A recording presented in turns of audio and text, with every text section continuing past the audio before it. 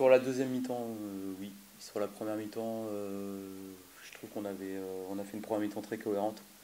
Alors, pas avec pléthore d'occasions, mais j'ai trouvé que dans ce qu'on avait mis en place et dans ce qu'on voulait faire, on était vraiment bien dedans. On a eu une récupération du ballon qui était cohérente, on a eu des projections. Et par contre, en deuxième mi-temps, le fait de ne pas avoir eu plus j'ai envie de dire, d'arguments offensifs, je pense que c'est aussi lié à nos distances de bloc et à notre récupération du ballon. Où je trouve on a agrandi les distances et pour récupérer la balle, on l'a fait trop bas et souvent trop loin les uns des autres. Ça ne nous a pas permis de bien sortir la balle et d'enchaîner et d'avoir des temps forts. À part au tout début de la deuxième, mais après au fur et à mesure, on s'est vraiment étiré. Et c'est une équipe qui raffole d'avoir des espaces dans le cœur du jeu avec leurs milieux de terrain qui sont toujours en train de déformer et qui après cherchent beaucoup la profondeur avec Pereira, Lager et Honora. Et nous, on a joué leur jeu en ayant des distances trop grandes. On a senti, voilà, au fur et à mesure justement de cette deuxième période, vous êtes mis en danger, enfin, Thuram fait aussi une belle parade. Ouais, il y a cette occasion-là où Io fait sur angle fermé une parade. Il y a eu surtout beaucoup de situations de coup de pied arrêté liées au fait qu'on a beaucoup défendu en reculant à ce moment-là du match. Et on leur a laissé beaucoup de prises de vitesse possibles et à l'intérieur et dans les couloirs. Mais je répète, c'est un aspect collectif et c'est nos distances de bloc qui se sont étirées. Donc ça a évidemment un impact négatif sur l'aspect défensif, mais aussi sur l'aspect offensif, parce qu'après, pour récupérer et ressortir, c'est beaucoup plus dur. Voilà, bon après, ils n'ont pas eu non plus pléthore d'occasions, mais nous, en deuxième mi-temps, on n'en a pas eu non plus. Voilà, je dirais que sur ce match-là, on ne peut pas avoir énormément de regrets, dans le sens où je pense qu'on n'en a pas suffisamment fait. On a fait pour moi une bonne première mi-temps, voire par moments très bonne.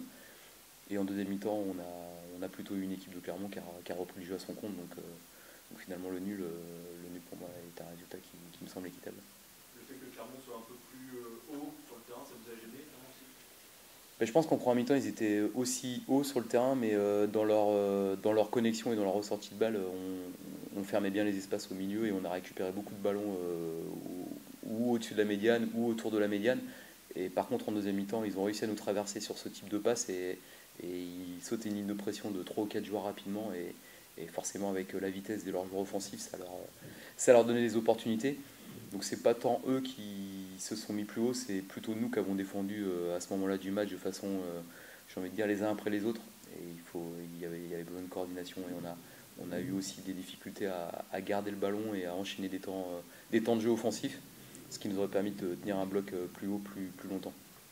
Justement, c'est parce qu'on a le sentiment que cet attaquant de pointe est capable de garder le ballon, de permettre au bloc de remonter en fin de temps. Bah, disons que quand on sort d'un match où on n'a pas marqué, où on n'a pas eu énormément d'occasions, on peut prendre le raccourci de dire c'est un attaquant, mais je pense que ce soir c'est pas uniquement l'attaquant. En première mi-temps, il y a eu des choses intéressantes, il y a eu des situations, on a quand même des occasions assez franches en première mi-temps, et je pense que sur le match, c'est nous qui avons les plus franches. Et ça n'a pas toujours été les attaquants enfin l'attaquant qui a loupé les occasions. C'est une question d'animation. Après, on sait très bien que Asifwa n'est pas un joueur qui jouait attaquant à ce poste-là tout seul depuis bien longtemps. Je crois qu'il la dernière fois où il a joué tout seul en pointe, c'était il y a 3 ans, et surtout en équipe de jeunes avec le Ghana. Donc il a la capacité de le faire, mais c'est un joueur qu'on a besoin d'accompagner et de mettre beaucoup de proximité dans notre animation pour qu'il puisse avoir du soutien rapide. Après, la rentrée de Jamal a été compliquée, on a eu des difficultés à le trouver.